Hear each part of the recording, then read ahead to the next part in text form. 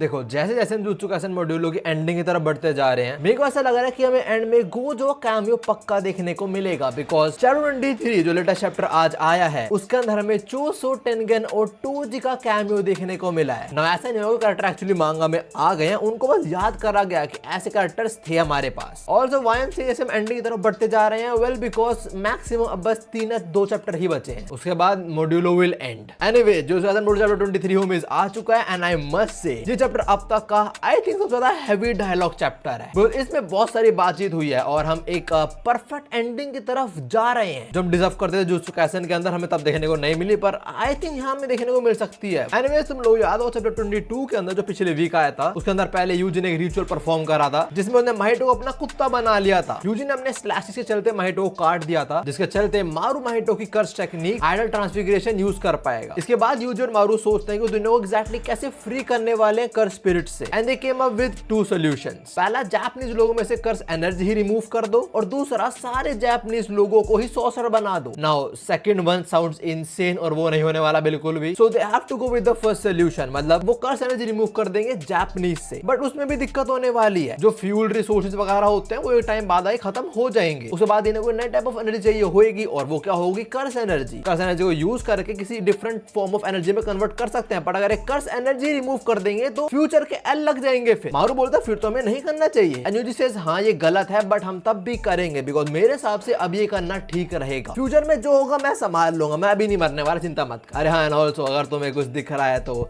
इस Sunday anyway last chapter के and में ये डिसाइड हुआ था कि हाँ ये लोग जापानीज लोगों में से कर्स एनर्जी रिमूव कर देंगे, बट यूजी ने बोल रहा था अगर तुम ऐसा करोगे तब भी कर्स स्पिरिट खत्म नहीं होने वाली, वो तब भी पैदा होंगी। चैप्टर के स्टार्टिंग में यूजी वही बोलता है अगर हम कर्स एनर्जी रिमूव कर देंगे जापानीज लोगों से तब भी कर्सेस बनेंगी, वो खत्म नहीं होंगी। मानो के बाद समझ आती है, बोला 1 मिनट रुक, हमने जो अब तक सारी बात करी सारी वो उसकी समरी बनाते हैं, ठीक है। यूजी बोलता है हाँ ठीक है, देख बॉटम लाइन ये है कि तुम ह्यूमन में से कंप्लीटली कर्स एनर्जी रिमूव नहीं कर सकते हो, it is impossible to do that. देख सबसे पहले हम बात करने वाले उन लोगों की जो बाहर रहते हैं जापान के, मतलब ओवरसीज। जापान के बाहर ज्यादा लोगों पे कर्स एनर्जी नहीं है, सिंपल बात। जैसा बोल लगा कर्स एनर्जी अर्थ पे बस जापानीज लोगों के पास ही है, but there are some exception. Overseas जो लोग हैं वो भी कर्स एनर्जी एमिट करते हैं बट बहुत weak as compare to Japanese people. तभी ओवरसीज कर्स स्पिरिट इतना यूजुअली पैदा नहीं होती, और होते हैं तो स्ट्रॉन्ग ही होती है। मारो पूछता है ओवरसीज कर्स एनर्जी वीक है तो कर्स स्पिरिट स्ट्रॉन्ग कैसे पैदा होती है, and Yuji says well curse energy weak है इसलिए ना। ओवरसीज कर्स एनर्जी जो लीकेज है वो लिमिटेड है, मतलब वो थोड़ा थोड़ा एमिट करते रहते हैं और थोड़ा थोड़ा छोटी मोटी कर्स स्पिरिट फॉर्म नहीं हो पाती, वो इकट्ठा होती है और फिर बहुत बड़ी कर्स स्पिरिट फॉर्म होती है, सिंपल बात। और जब 70 साल पहले पूरी दुनिया को बता देगा था कर्स स्पिरिट्स के बारे में, तो तब कर्स एनर्जी ओवरसीज से फ्लो होने लग गई थी टोक्यो के अंदर। ना तुम्हारा सवाल होगा बाहर से कर्स एनर्जी टोक्यो में फ्लो के यहाँ पे कर्स स्पिरिट क्यों फॉर्म हो रही है। वेल 70 साल पहले दुनिया को बताया गया था कर्स एनर्जी कर्स स्पिरिट्स के बारे में, तो एक झूठ बोला गया था कि कर्स स्पिरिट बस और बस टोक्यो में ही फॉर्म होती है और कहीं नहीं होती। तो पूरी दुनिया जब टेंशन लेती है कर्स स्पिरिट कर्स एनर्जी के बारे में, तो उनके दिमाग में बस टोक्यो आता है, सारे जो इविल एनर्जी है वहीं पे ट्रांसफर होती है। यूजा के ये बोलता है कि जब मैंने बोला था कि अगर तुम जापानीज लोगों में से कर्स एनर्जी रिमूव कर दो तब भी कर्स स्पिरिट फॉर्म होगी, मेरा ये मतलब था जापानीज लोगों से नहीं होगी पर फिर अब्रॉड ओवरसीज लोगों से होगी। बट जहां पे अभी हम हैं जहां से सारे लोगों की सोल गुजरती है, नॉट सिर्फ जापानीज पर ऑल ओवर द अर्थ, हर बंदे की यहाँ से सोल गुजरती है। तो यूजी वही कहा अगर हमें कर्स एनर्जी रिमूव करनी है पूरे वर्ल्ड से तो हमें सिर्फ जापानीज नहीं बल्कि पूरे वर्ल्ड के सोल्स को इफेक्ट करना पड़ेगा, और दैट्स इम्पॉसिबल राइट। मारू बड़े ध्यान से यूजी की बात सुन रहा है, बोलता है ओके बोलता जाता हूँ मैं सुन रहा हूँ। यूजी बोलता है देख जो मैं बोल रहा हूँ ना कि हम कर्स एनर्जी एलिमिनेट करेंगे, उसका मेरा ये मतलब ये नहीं कि हम कंप्लीटली हटा देंगे, उसका मेरा मतलब ये है कि जितनी हटा सके उतनी हटा देंगे at least, because complete curse energy remove करना इज नॉट पॉसिबल। अगर हम जापानीज और सिमूरियन लोगों की सोल को ऐसा रीशेप कर देंगे उनसे कर्स एनर्जी बने ही ना, तभी वही बात ओवरसीज वाले लोगों की वजह से ऐसा होएगा ही होगा, कर्स स्पिरिट्स बनेंगी बट इससे एटलीस्ट कम amount of curse spirits form होंगी। इसलिए मारू अपनी जो हार मारने वाली टेक्निक है वो अभी बस सिमूरियंस और जापानीज लोगों पे करने वाला है। ऑल्सो कंप्लीट कर्स एनर्जी इसलिए भी रिमूव नहीं करने वाले बिकॉज क्या पता कर्स एनर्जी रिमूव होके फिजिकल बॉडी पे कुछ इफेक्ट हो, पर उन लोगों पे कुछ इफेक्ट नहीं होगा जिन पे हेवनली रिस्ट्रिक्टेड बॉडी है। और ये बोलते हुए हमें प्राइम टोजी और प्राइम माकी दिखाए गए हैं। मारू यूजी की बात समझ चुका है, वो बोलता है पर दिक्कत नहीं होने वाली फ्यूचर के अंदर, फ्यूचर में कोई सॉर्सर तो होगा नहीं पर कर्स स्पिरिट्स तब भी पैदा होंगी, तो कौन हैंडल करेगा उनको। यूजी बोलता है अबे तू मेरे पे छोड़ दे थी, मैं अभी नहीं मरने वाला, मेरे पे बहुत टाइम पड़ा है, तब तक मैं उस काउंटर में प्रिपेयर कर लूंगा, चिंता मत कर। एटलीस्ट आज के कंपेयर में फ्यूचर बढ़िया ही होगा। आज दिन में 5-7 कर्स स्पिरिट फॉर्म हो जाती हैं, फ्यूचर में 1 साल में मे बी 2 या 3 होंगी बस। इसके चलते टो को भी वापस रिकंस्ट्रक्ट हो पाएगा जो अभी हेल बन चुका है। यूजी बोला चिंता मत कर, कुछ ना कुछ करके मैं हैंडल कर लूंगा चीजों को। इसके बाद यूजी काफी सारे सवाल पूछता है मारू से। पहला सवाल कि यहाँ पे बस वो समन होते हैं ना जो हारमोनी के लिए नेसेसरी हो। दूसरा, क्या डिफरेंस है कर्स स्पिरिट्स और कालियान्स के अंदर। और कोई भूल चुका है तो कालियन वो चीज जो ये सिमूरियन एलियन जिनको प्रे करते हैं, इनके डिवाइन क्रिएचर्स। तीसरा सवाल, कालियान्स तुम पर्टिकुलर स्पीशीज पर अटैक क्यों नहीं करते हैं, बाकी जो एलियन स्पीशीज है जैसे कि डेस्कुंटे उन पर अटैक क्यों करते हैं वो। ना यूजी एकदम से एलियंस में क्यों इंटरेस्ट शो कर रहा है, क्या उसने कोई एलियन बैड देख लिया, क्या उसने डाबूरा की बहन देख ली, वो तो नहीं पता। एंड ऑल्सो अब ये लोग उसी रूम में जिसके अंदर बहुत सारे टॉयज वगैरह रखे हुए थे। खैर मारू बोलता है देख भाई तुझे पता है curse spirits are evil shit, they are born from curse energy, तो हम कुछ भी कर नहीं सकते उसका। यूजी बोलता है तो सही बोल रहा, पर इसका मतलब ये नहीं कि वो इविल ही होंगे सारे। यूजी बस समझाते हुए 2 लोगों का एग्जांपल देता है और वो 2 लोग हैं चोसो और टेनगेन। यूजी बोलता है बहुत टाइम पहले एक इमॉर्टल सोर्सर एग्जिस्ट करता, इसका नाम था Tengen. That person was over 5000 year old and that is misinformation right there. Tengen को 10,000 के आसपास था। आई थिंक यूजी को मालूम नहीं है। एनीवेज यूजी आगे बोलता है एक पॉइंट पे आके काइंडा कर्स स्पिरिट में ही ट्रांसफॉर्म हो गया था जो हम सीजन 3 में देख रहे हैं, बट तब भी वो इविल नहीं बना। और सेम मेरा बड़ा भाई चोसो, वो हाफ कर्स स्पिरिट और हाफ ह्यूमन से बनाया गया था। हाँ शुरू में थोड़ी दिक्कत थी हमारे बीच, पर सब कुछ ठीक हो गया था बाद में। तो मुझे रीजन बता कि तुम्हारे जो कालियंस हैं वो और स्पीशीज पे अटैक क्यों करते हैं, तुम पे क्यों नहीं करते। मारू बोलता है बिकॉज जो सोल का कलर है हमारा कालियंस का वो सिमिलर है। सोल्स के होते हैं डिफरेंट कलर्स और हमारी एलियन रेस और जो कालियंस है उनका सोल कलर सेम है। मेन बात दूसरी रेस है डेस्कुंटे से डाबूरा बिलोंग करता है, उनका सोल कलर अलग है, इसलिए कालियंस उन्हें अटैक करते हैं। सो प्रॉब्लम सोल के अंदर ही है और यही रीजन है कि मारू वगैरह एलियंस को कालियंस और कर्स स्पिरिट सेम नेचर के लगते हैं। यूजी बोलता है अच्छा अब मैं समझा हूं, मतलब वो तुम पे अटैक नहीं करते हैं बिकॉज तुम्हें अटैक करने का उन पे कोई रीजन ही नहीं है, वो तुमको काइंडा अपना ही मानते हैं। मारू आगे बोलता है और तुम्हारी अर्थ पे कर्स स्पिरिट है, उनका जो सोल कलर है वो सेम है कालियंस की तरह ही। नाउ हमें ये सब क्यों पता जा रहा है तो तुम समझ चुके होगे। जैसे कालियन ये एलियन रेस जिससे मारू क्रॉस बिलोंग करता है उन पे अटैक नहीं करते हैं, सेम कर्स स्पिरिट्स भी। तो मे भी लोग यही प्लान कर रहे हैं कि सबका जो सोल कलर है वो सेम ही कर दो, कोई किसी पर अटैक ही नहीं करेगा। सिंपल बात। ये लोग ऐसा कैसे करेंगे, बेसिकली जहां पे अभी प्रेजेंट है सारी सोच गुजरती है उस जगह को रीमॉडल कर देंगे। बेसिकली ऐसे कर देंगे जो आगे जनरेशन पैदा होगी उनका सोल कलर सेम ही होगा और जितनी हो सके उनमें से उतनी कर्स एनर्जी रिमूव हो जाए। सिंपल बात। नाउ इनकी बातचीत के बीच हम शिफ्ट होते हैं डाबूरा पे, जिसके सामने अभी कोई लेडी है और वो बोल रही है ठीक है कोई दिक्कत नहीं तू ले जाए इसको। और डाबूरा के हाथ में इस टाइम है ब्लैक रोप्स। याद है ना ब्लैक रोप्स कहां मिलते हैं, अफ्रीका में।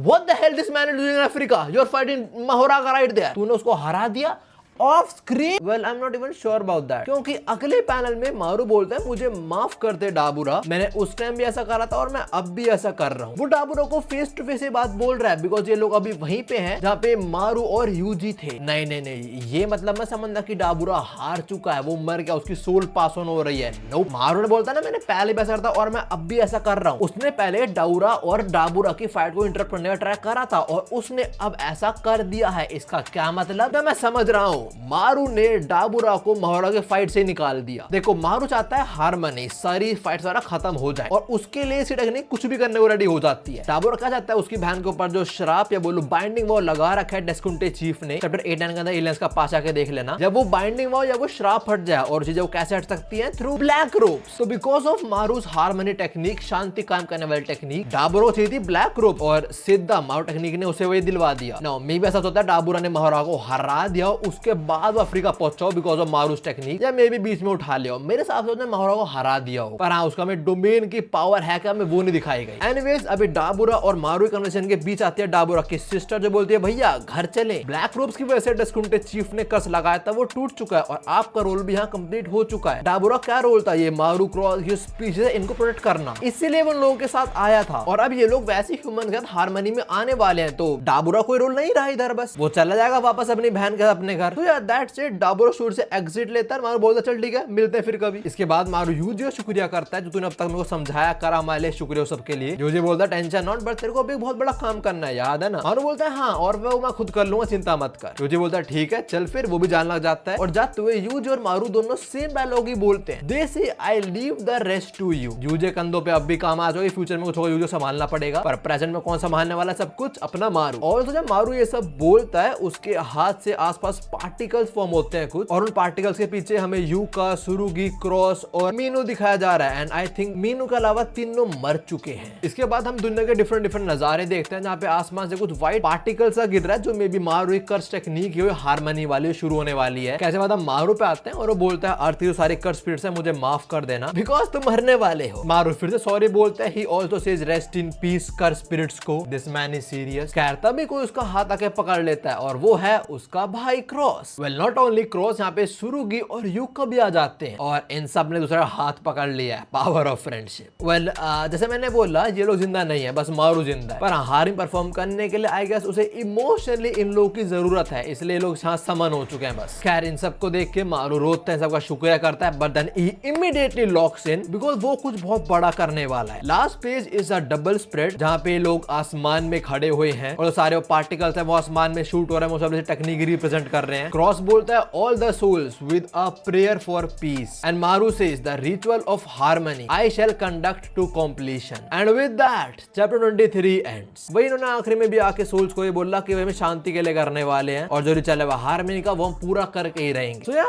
That's it. अब इसके बाद हमारे पास कितने चैप्टर बचते हैं? मोस्ट प्रोबेबली 2 या 3 ही। मैं सब क्यों बोल रहा हूँ बिकॉज शुरू में बता देगा था कि मॉड्यूलों के अंदर बस 3 वॉल्यूम्स ही होंगी और 3 वॉल्यूम्स खत्म होने में 2-3 चैप्टर ही बचे हैं बस। मोस्ट प्रोबेबली अगले 2 चैप्टर के अंदर हमें जो नया वर्ल्ड होगा वो दिखाया जाएगा, क्या चीजें चल रही हैं, पीस मेंटेन हुआ है नहीं हुआ है, यूजी का हैंड रैप भी। कुछ लोग तो ये भी बोल रहे हैं कि मे बी अगले चैप्टर के अंदर यूजी आके महारागा को हराए बिकॉज मारू ने डाबुरा को मिड फाइट ही उठा लिया था, तो महारागा उधर खड़ा है वेट कर रहा है कि भाई मुझसे कौन लड़ने वाला है, रिचुअल तो कंप्लीट करो भाई। वेल आई डोंट थिंक ऐसा होगा। मोस्ट प्रोबेबली डाबुरा ने वन शॉट कर ही दिया वो महारागा अपने डोमेन को यूज कर, और इतना मेरे को लग रहा है वो जो आई फॉर्म होती है डाबुरा के पीछे से में भी कोई बहुत स्ट्रॉन्ग एनर्जी बीम शूट होती है, जैसे महारागा वन शॉट हो गया। एनीवे चैप्टर 23 इतना ही था और हम पीस की तरफ आगे बढ़ तो गए एक्चुअली। जैसा मैंने बोला मे बी हमें वो स्वीट एंडिंग मॉड्यूल के अंदर देखने को मिल जाए। बाकी देखो जुत्सु काइसेन की मांगा काफी टाइम से फॉलो करते आ रहे हैं, we know how gay rights, तो हैप्पी एंडिंग मिले वो तो मुश्किल लगता है, मिल जाए तो अच्छी बात है। पहले स्टाइल तो ये है चीजें रियल लाइफ की तरह अनकंप्लीट छोड़ देना। एनीवेज ये वाली वीडियो इतनी ही थी। बता तुम्हें कैसा लगा चैप्टर, मैं दूसरे की वीडियो जे रही मैं तो मिलता हूँ। सायोनारा।